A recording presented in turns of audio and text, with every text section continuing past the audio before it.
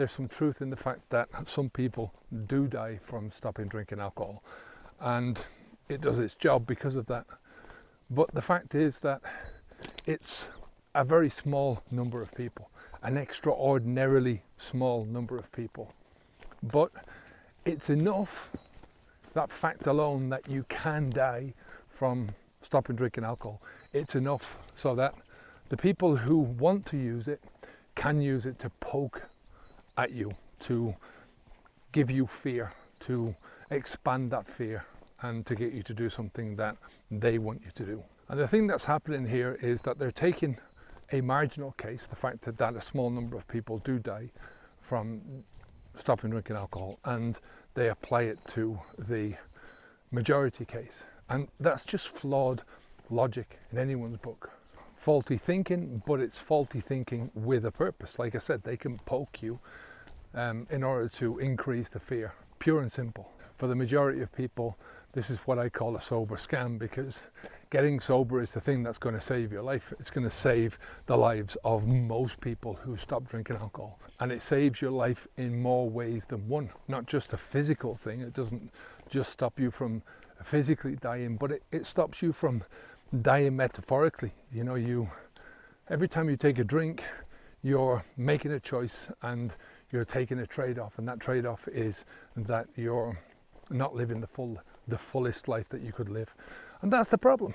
That's the big problem here, is, you know, we've all got to die from something at the end of the day, but it's how you live your life. That's the issue here. And drinking alcohol, putting this poison into your body, stops you from living the life that you should be living, that you could be living.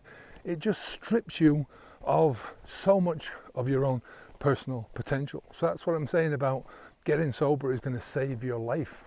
Look, nobody is going to be able to give you a 100% ironclad guarantee that you're not going to die from stopping drinking alcohol. Like I said, it's a very small number of cases. Nobody's going to give you a guarantee that you're not going to go through some pretty bad symptoms or side effects because you're stopping drinking, right? But if you want some assurance, if you want the best assurance that you can possibly get, that's to go down to your doctor. They're the ones that can best assess your risk, and that's what you want. And one of the things that they'll do in the beginning is assess whether or not, look at your previous history. Have you ever gone through DTs before? Have you ever gone through seizures before?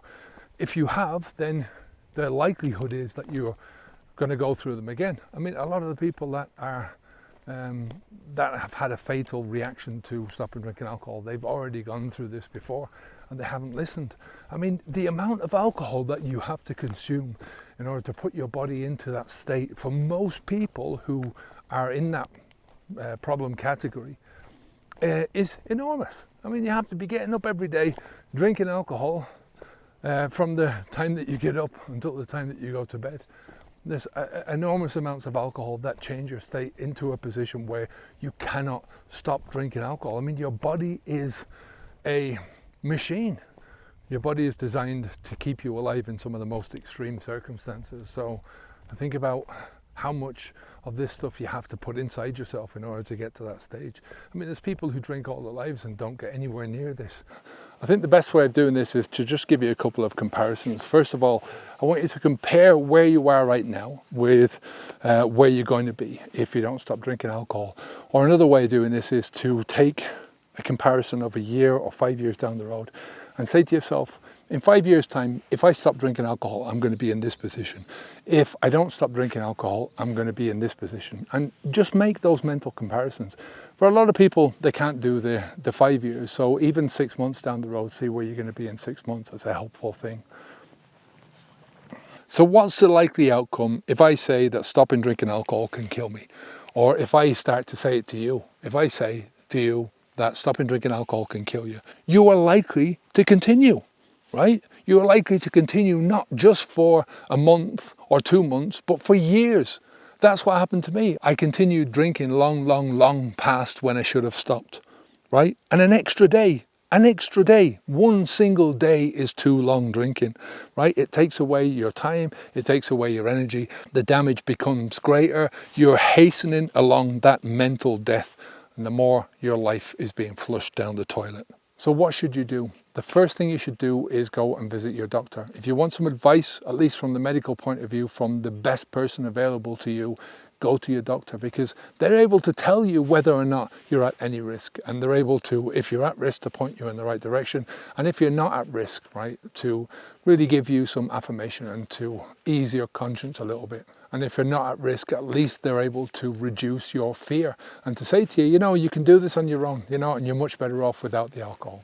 Another thing you can do is have days of abstinence, right, and increase those spells of abstinence. I mean, we've all done this in terms of moderation. I'm talking about taking a day off, or taking 2 days off, or 3 days off, and just see how that affects you. It's one good way of reducing your fear from a very visceral point of view. You can tell yourself if you're going to have any negative reactions to this, or you can just reduce your consumption.